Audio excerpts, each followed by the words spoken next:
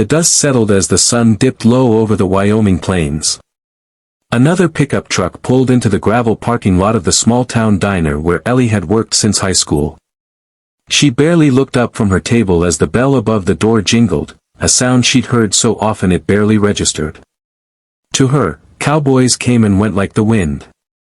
Most were drifters, rodeo boys with sweet smiles and empty promises. She'd learned the hard way not to let herself believe in too much anymore. So when the tall stranger with weather-worn boots, a hat pulled low, and soft green eyes walked in, she greeted him like any other. "Coffee?" she asked, pen poised. He smiled. "Sure, if it comes with a story." She raised a brow but said nothing.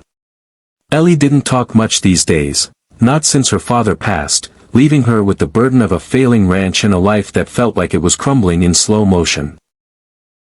She worked double shifts just to keep up on the mortgage, barely having time to fix fences or tend to the barn.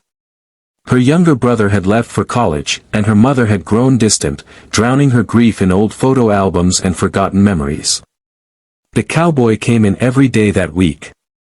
Same table. Same coffee. Sometimes eggs and toast.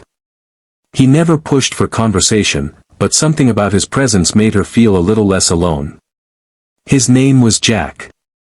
He talked about simple things, horses, the sky, old country songs. Ellie found herself laughing again, smiling without realizing. She told herself it was harmless. He'd be gone soon. They always left. One night, while she was closing, he helped her carry crates to her truck. "You look tired," he said gently.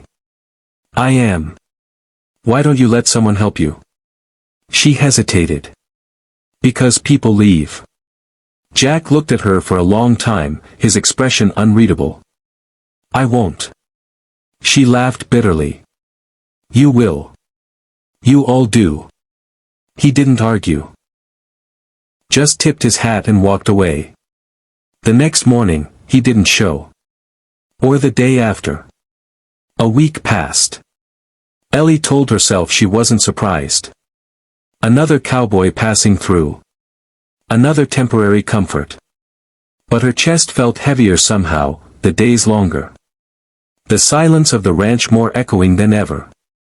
Then, one Saturday, she drove into town to make a payment on the ranch's overdue taxes, only to find the bill had already been paid. "What do you mean?" she asked the clerk. The woman behind the desk smiled.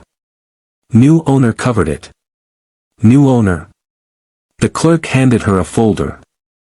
Inside was a deed transfer, Ellie's ranch. Sold. But not to a bank. Not to a stranger. To Jack. She stormed back to the ranch in disbelief. And there he was, standing near the old barn, sleeves rolled up, fixing the fence that had been sagging for months. "What did you do?" she shouted. He looked up calmly.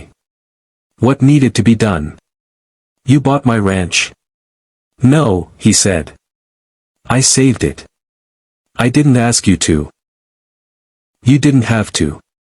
Tears burned her eyes. "Why? Why would you do this?" He took a breath. "Because this place matters. Because you matter." Ellie didn't know what to say. All the anger melted into something softer, something she hadn't felt in years, hope. Over the next weeks, Jack didn't try to take over. He just worked alongside her, mending, fixing, rebuilding. He didn't treat her like a damsel or a charity case. He treated her like a partner. Like someone worth standing beside. They faced more challenges, broken equipment, debt collectors, a brutal winter. But Jack never left. And slowly, Ellie began to believe maybe not everyone did.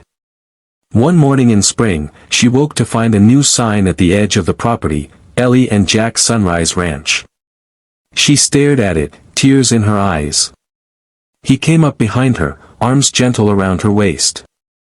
"I told you," he said, "I wasn't just passing through."